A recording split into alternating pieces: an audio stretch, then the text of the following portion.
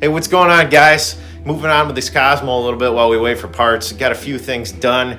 Address the cooling system, how we're swapping that out. Going to be changing the radiator and stuff. So a lot of things are going to be changing with the setup on this. Got to do external transmission cooler and stuff like that with the new radiator that's coming as well. But this is where we got so far. I'm thinking about changing the format a little bit on these videos and maybe incorporating a little bit of everything in every video, because things are starting to get a little busier and a little hectic. And yeah, so, but this is where we got right now. Check it out. Let me know if you think we just start adding a bunch of stuff on, like the FC swap to the MSP motor and stuff like that. This is going to be doing a lot more on pretty soon here. Mounts are done, turbo manifold's done, and I got to get over to the scrapyard and get a throttle body and show you guys what you can use for a mechanical throttle body on that. And then I got Irv's motor, the Bridgeporter motor. I actually opened it up. It's just sitting back together today, which is good because I found out that has one piece apex seals in it. We're going to be changing that out, probably pulling this down and getting everything powder coated to slam it back together here with two-piece apex seals, because there's no need with it, a half Bridgeport for one-piece apex seals. So, and the bridge isn't huge on it, so we'll go from there. But yeah, anyways, check out what we got so far with the Cosmo.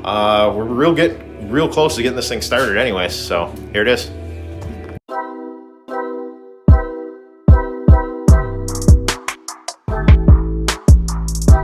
I decided to come out here. Forgot one major thing, spark plug wires. You kind of need those, but it was a good thing I decided to do it now instead of later, because as I go in there, they had this car running. They had these all in hand tight. As you can see, they were just blowing by. But the next big issue was every single plug in the car was leading plug instead of leading and trailing. Either way, I was going to switch over to them anyways, but I run RX-8 trailing plugs all the way around. They've saved my ass a lot of times with the anti-fouling and stuff. Usually you can just clear them out and you can get it to run again if you do flood them. So I'm going to get these in and then mark the lengths on these and then put ends on them, and that'll be one more thing out of the way, and we'll be looking good.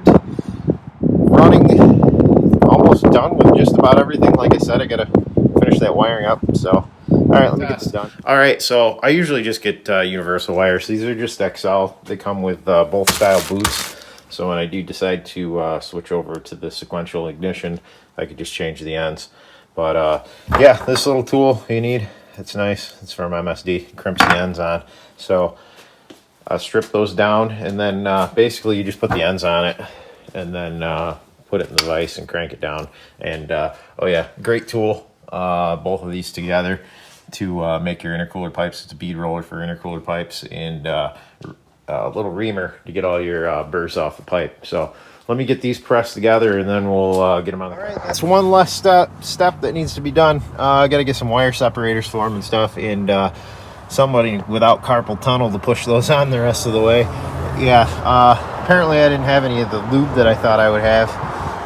Silicone lube to put those on, so they were a bitch to get on. Just so you know, you got to lube those up real good and push the boots on first.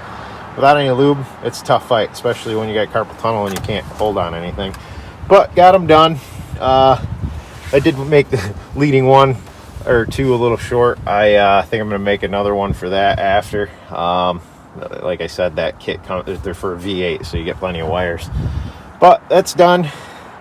So one more thing checked off the list. All right, so I decided that I'm going to pull this water pump assembly and alternator and all this stuff off to get ready for the other water pump assembly. And I'm thinking about running an RX-8 alternator because I can control it with the ECU.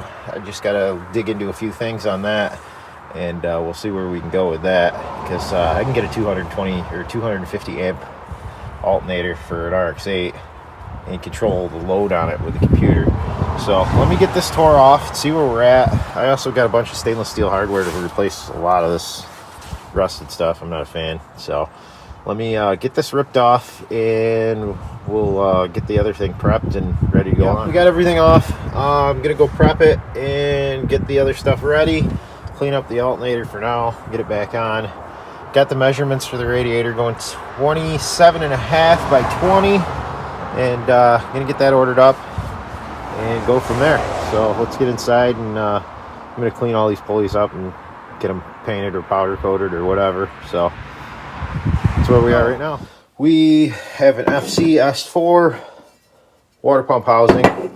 Pulled the old coolant line for the throttle body out, which then I tapped for the coolant temperature sensor. Yes, there are two coolant temperature sensors. One is for the Adaptronic, one is for the factory ECU. If you try to use the same signal, they will not read right because of the resistance values. If you want to screw around with resistors and this and that and run one sensor, so be it. But it's easy enough to just tap this at M10 1.5, screw your friggin' sensor in, and it's done. And I got everything prepped and cleaned, 170-degree thermostat. And let me get the water pump and all this together, and then we'll go up and get it on the car. Well, here we are. We got it all together, all sealed up. This stuff works awesome, and it's all ready to go on the car. So I'm going to go get that ready to go on the car. Also, oil pressure sensor. The Cosmo doesn't have any. There's an Allen plug holding that where the oil pressure sensor would go. Yeah, excuse me, retarded all of a sudden. Problem is, all your sensors are NPT. The engine is metric, so you have to get an adapter from BPT, which is British pipe thread, to national pipe thread, and then you can put this in, just so you don't go trying to put a oil pressure sensor randomly just into the side of the engine. That goes for any rotary at that. And then we finally got our fitting for the fuel temperature sensor, but we're still waiting on all the pigtails. They're sitting halfway across the country for 2 weeks now, sitting in Ohio. Awesome USPS. So we're just trying to get other things done so I can get this on and figure out exact radiator that I want to put in the car. So let me go get this on there. See, we got it on a little bit cleaner. It's stainless steel hardware. I think I am going to use the 12A water neck, which only comes up to like here and then bends over instead of up here. And then I got to do a tight radius and then run downhill. At least if I do that, the radiator's higher than the engine. It'll definitely make it a lot easier to bleed the system out. But we don't have all this mess of this coming off at a 90, coming across, back down and over here. We're going to have two outlets, one there and one there. That one matches up there. So the only difference is our outlet is going to be over here and up here. And that'll simplify things quite a bit. I mean, the intercooler pipe is pushed down right now, so worst case I can go right underneath that, but that's no big deal. But I'm going to get this alternator, I'm going to get these pulleys cleaned up and brackets and everything else while I've got them off the car. But we're looking good. A lot simpler than the setup before with a single thermostat and stuff like that. So we're definitely looking good. The only thing I do have to find is a spacer for the alternator. I probably got 100 of them somewhere. So it's just locating one. So let me get to it. Well, here's the alternator I cleaned up. I couldn't not leave it all nasty. So took it apart, painted it, all that good stuff. So that's ready to go back in the car for now. There's that. I got everything on so far. As you can see, I found an outlet. It's going to put me straight forward. So with my aluminum piping and stuff, I'm going to come right across. I'll probably get like a 60-degree coupler and come right out and over to here. I'm waiting on that radiator to get here. It's all ordered.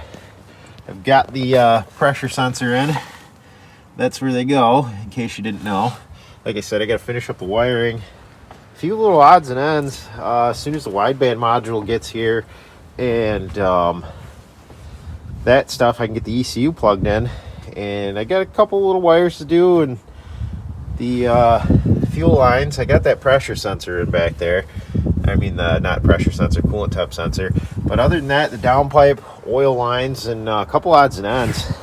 And I think in the next video, I'll get the blow-off valve mounted, start getting vacuum lines ran, because that I do have in stock, because like I said, I'm running out of parts, waiting around for stuff. So until then, this is kind of where we're at for now until stuff comes in. But you can see how much cleaner that is. You can see right under here. No longer have to worry about cutting anything over here to make these fuel lines fit. They're just going to go in nice and easy now. This is the Cosmo alternator for now, but once I switch over to the RX-8 alternator, that's going to clean this up even more, because this plug and this are over underneath here, which then can clean shot over. So just overall, in general, cleaning up, simplifying the whole setup in this car. And that's where we're at right now. And we wait for parts. So till next time, guys. Peace.